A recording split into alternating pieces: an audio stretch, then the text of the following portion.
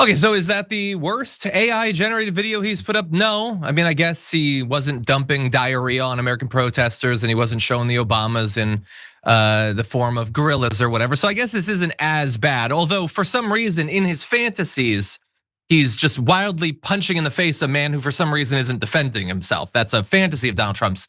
But like overall, what's the point of that? Like why is that a thing that needed to be made? Why do we need to jack up the price of electricity, ruin our air so that we can see that? Okay, you saw it. So now what?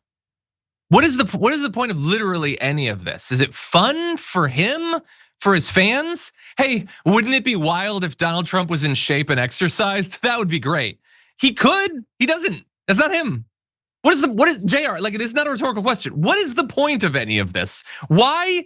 And by the way, generating that is the bet that like half of the stock market is based on right now. That is what is buttressing our economy. That is what all the plans for all this infrastructure of data centers, and Elon Musk is like, we're gonna do data centers in space.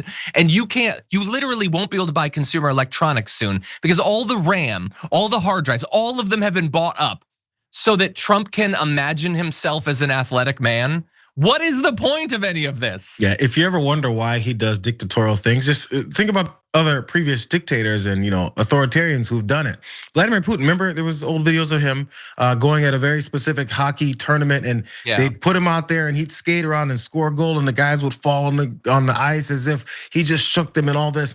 It's very similar, except Donald Trump's too lazy to even do that, to even have professional players come out and act like he can skate and he can actually play the sport, because he can't. So nothing is better to Donald Trump except even faking a level of fakeness that Vladimir Putin faked when he was playing in hockey tournaments against professional athletes who fell over like he's a 5-year-old kid who's getting his wish of playing with professional athletes, and they can all celebrate together.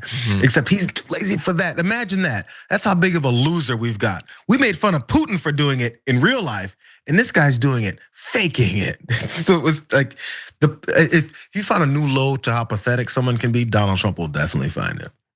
Yeah, I think, look, so the surface level of this is, it's weird that Trump fans will like that, considering it's like, that's not what he looks like. So on a shallow surface level, it's like, oh, you would think it would be cool if he was like that, but he's not. That should serve as a reminder that that's not the sort of person that he is.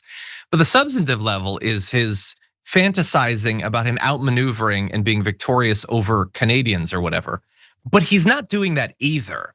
Like, he's not getting the better of Canada with all of the insane tariff stuff and the threats of war. And like I know that you want to fantasize about that, but he's not doing it in real life. What's the utility of a fictional version of it? Like, yeah, I could draw in crayon that Bernie Sanders won the presidency in 2016, but he didn't. That's not a thing that happened. You're acting like a child. At some point, it's all just crayons. It's just that your crayons required an entire data center of video cards to produce. That doesn't make it better. Grow the freak up.